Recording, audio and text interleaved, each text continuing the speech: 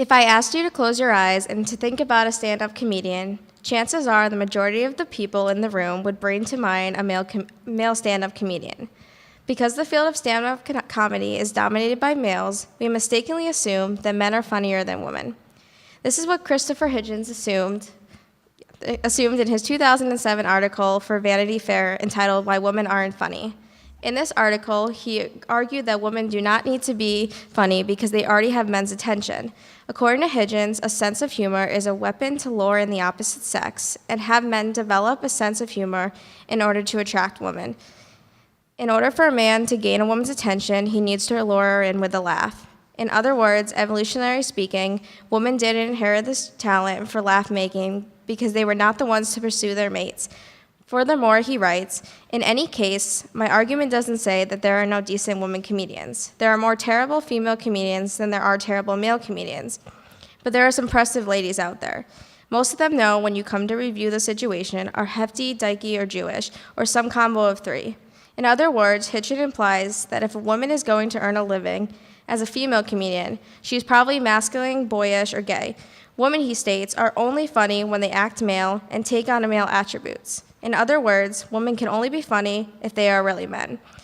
So what is a woman to do? My research this semester examined 3 of my favorite female comedians to explore how they entered into a male-dominated field of stand-up comedy, and specifically how they used their comedy to address the gender inequality within the field. I looked at Sarah Silverman, Tina Fey, and Amy Schumer as strong female comedians, and I argue that not only do they entertain, but they have an agenda behind their comedy to criticize gender inequality perpetrated by men. Sarah Silverman is a female comedian who adapts the style of male humor in her stand-up performances. She's been performing stand-up for almost 20 years and has had several specials, including her own television sitcom, The Sarah Silverman Program. Silverman's characteristic humor style is to use a lot of vulgar and raunchy humor, which is typically associated with men. Silverman has always been looked at as one of the guys because of her comedy. She isn't scared to be herself and say things people wouldn't expect coming out of a woman's mouth. Each comedian has his or her own persona and shapes how they want people to perceive them. In Silverman's case, she wants to change how people expect women to act and speak. One critic notes how Silverman fits right into the mostly the male world of professional comedy, playing poker with other comics once a week and joining Gary Sheridan's basketball game every Sunday. Silverman earns laughter because of the way she talks about taboo subjects. While maintaining her sweet, feminine demeanor, she acts very cute and girly and even naive at times. The humor comes from the incongruity between her charming appearance, her vulgar jokes. In a clip that Silverman did regarding wage inequality, she speaks openly about genitalia. In this sketch, she decides to change her vagina into a penis because, in her own words, I'm becoming a dude, and in the grand scheme of things, it's way less expensive than the money I'll lose having a pussy. She even tells her doctor she wants 3 balls because it's going to take a lot of balls to tell women the wage gap is fair. People find this skit comical because of the extreme measures that Silverman takes in order to gain higher income. But at the same time, she's making a point about the unequal wage gap. She openly uses male humor in order to shock and surprise us and make a point. However, not everyone is happy with the male language that Sarah Silverman adapts. One feminist writer explained how a lot of women comics out here in LA are angry at Sarah Silverman because she androgenized herself to point that she can pass. It's like doing blackface, except she's doing dickface. I think she's funny, but I understand why people are mad, because they're mad more as a feminist than they are as an artist. As a comedian, I don't give a shit, but as a feminist, I care, because I'm aware that she's set up to erase her perspective as a woman in order to pass. Blackface is a performance style when non-black actors use makeup to help them to appear black. Thus, Seisler, using the term dickface, says that Sarah Silverman acts like a male comedian and uses her male humor to gain the attention, which is demeaning to female comedians. However, just because she acts like a man doesn't mean she doesn't believe in being a woman or supporting women's rights. Oftentimes, her humor is directed in support of human issues, as indicated by the aforementioned skit. As Abby Ellen wrote in her article, Grouch Girls, critics have blasted the self-absorbed Silverman for being determined to prove she can be as dirty and distasteful as the guys, but rule-breaking is an integral part of persona. We can instead see Silverman uses of cruel jokes as one of her ways she is challenging a male-dominated field. Tina Fey is another comedian who, like Silverman, wrote comedy routines for Saturday Night Live. But unlike Silverman, Tina Fey succeeded in writing and performing on a Saturday Night Live long term. Writing for Saturday Night Live is one of Tina Fey's biggest achievements, but it took a lot to get where she is today. When she got her first writing job on the show, one of her co-workers, John Belushi, demanded that Fey get fired as a writer because there was no way women could be funny. Luckily, his insults were ignored, and Fey remained a part of NSL team for 8 years, and then went on to create the award-winning comedy series 30 Rock. Tina Fey's comic work is a testament to how women must adapt or take a masculine perspective to be successful. Gender equality does exist. When Tina Fey uses masculine comic style in her sketch, she's able to bring gender inequality to light. Fey wrote a comical autobiography about her life and the struggle she had to overcome when she entitled Bossy Pants. Critic Eleanor Patterson comments about how the memoir reveals Fey's struggle to define herself as a comic writer in a male world. She notes that Fey's memoir, Bossy Pants, is in many ways emblem of the contradicting nature of her stardom. Tina Fey is very much aware of the incoherence of her public persona and the tenuous position of women in comedy in her book. The Anagenesis cover of Bossy Pants, which has been described as a fecus hybrid of a pretty woman and big, strong, hairy man, combines Fey's female head over a large male body and visually constructs Fey as a divided person. The book cover as seen here is a hilarious image, but at the same time, a visual metaphor for Fey's experience in a male-dominated world. As a comedian in this profession, she suggests that women have to take the body of a male to show they are competent comedians and writers, while also maintaining their identity as a female performers. The comedians Sarah Silverman and Tina Fey are two women who have worked hard to reshape the comic landscape and show that women do indeed possess a funny gene. They both partially embrace a masculine identity in order to do so.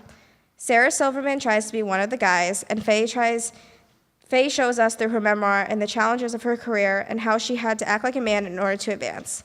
The newcomer of the profession, Amy Schumer, also advocates for women's pursuits in comedy, but her approach has been slightly different. Like Silverman, she adapts a potty-mouthed, raunchy style of comedy, identified typically with men, but she actually actively draws attention to gender inequality in her skits by addressing the differences between male and female comedians. Schumer is an important feminist voice and uses her own experience in the world of stand-up comedy to prove it.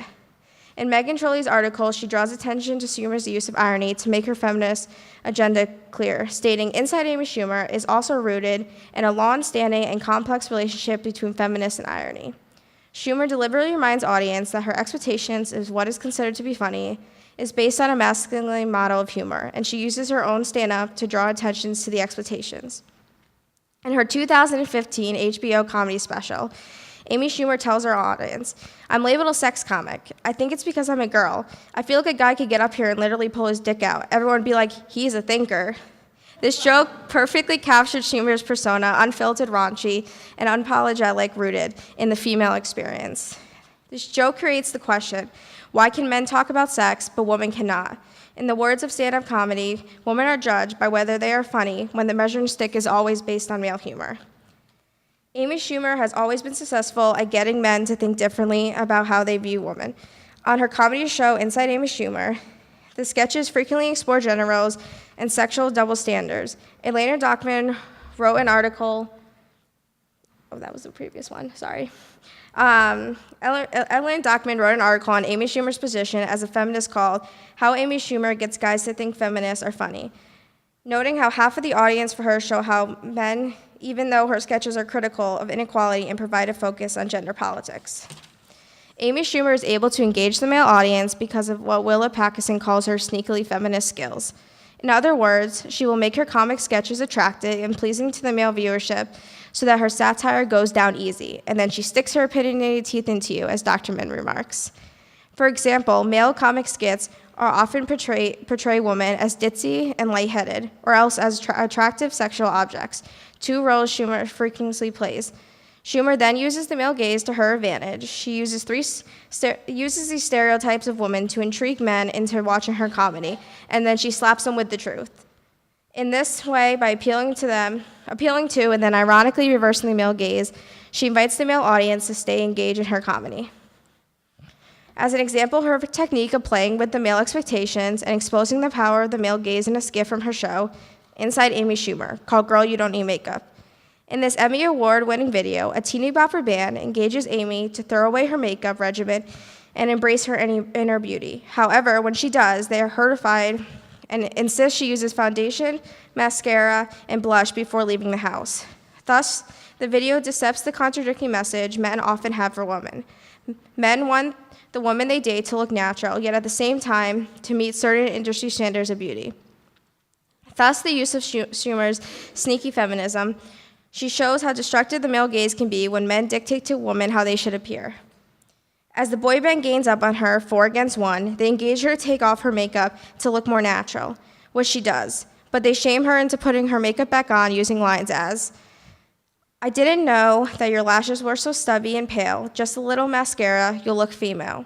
And, "It's like I tore up the shag carpet, assuming there to be hardwood floors underneath it, and it turned out to be just linen." There are just metaphors, but they are about your face. The men in the video who are wearing makeup themselves are so clearly carried away with their own singing, dancing, and sexy appeals to the camera that they ignore the damage the directives are causing Amy. Furthermore, as I was reminded by one of my classmates in watching this video, boy bands direct their music to adolescent girls in the formative years. So their message often shape how young women see themselves. The incongruity between the snappy, upbeat music and the cruel, manipulative lyrics creates the humor in the piece that lures in male viewers, while the satire of the piece reveals the male gaze for what is damaging and harmful in women's self-image. In conclusion, I would like to point out that these 3 female comedians, Sarah Silverman, Tina Fey, and Amy Schumer, in entering the world of stand-up comedy, each has to work with, confront, and respond to the fact that stand-up comedy is a field dominated and defined by men. The measurement by whether something is considered funny is a norm established by men. Norms are arbitrary standards that we come to expect as true, and yet they are simply determined by culture. Female comedy takes this norm of what is considered funny and questions us, asking why is humor defined by men, and is there something that we can change? Nancy Walker argues an essential purpose of humor is to call the norm into question. The humor of those are the threshold is apt to reveal a perception of incongruity that not only questions the rules of culture, but also suggests a different order. These 3 female comedians are using the power of their comedy to question the rules of culture and to empower women. It will be a great day when women can offer comedy without having their jokes, bodies, and skits defined by, judged by, or shaped by men. But in the meantime, these women are adapting and challenging masculine humor in order to question these norms. The number of women and men who respond to their comedy show that they are succeeding in their humor and their feminist agenda. Thank you.